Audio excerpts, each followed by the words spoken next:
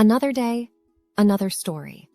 Today's story is Follow the Pumpkin Seed, a tale of love and adventure in Africa.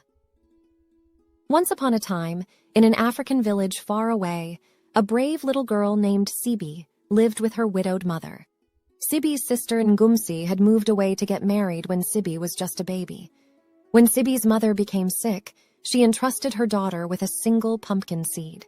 She told Sibih to plant it on her grave and follow its growth to her sister's village.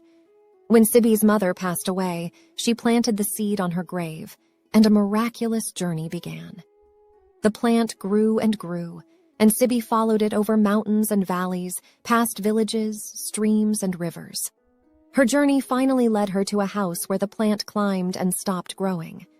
Sibih knew in her heart that she had found her older sister. Sibih entered the house and explained she was looking for her sister. Ngumsi didn't recognize her and thought she was a beggar. Ngumsi took her in but treated her poorly, making her sleep on the floor with the animals, giving her only leftovers to eat, and forcing her to work long hours.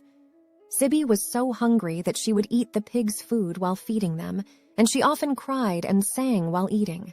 She sang, "Oh, Ngumsi, I am Sibih, and you are Ngumsi. Why do you treat me so poorly? You give me only scraps of food. How can you do this to me?" Chelalel. Ngumsi noticed that Sibih spent a long time feeding the pigs. One day, Ngumsi followed her and saw that Sibih was eating some of the pigs' food and crying while singing. As Ngumsi listened to the song, she realized that Sibih was actually her own beloved younger sister, and she started crying too.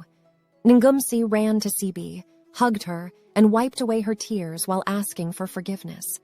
Ngumsi then took Sibih home, cleaned her up, and gave her food. She asked Sibih to forgive her. With Sibih finally in her care, Ngumsi implored her to reveal what had happened to their mother. The sisters sat down and talked for hours, filling in the gaps in each other's lives that had been missing for so long. From that day forward, the two sisters lived in perfect harmony, bound by love and friendship.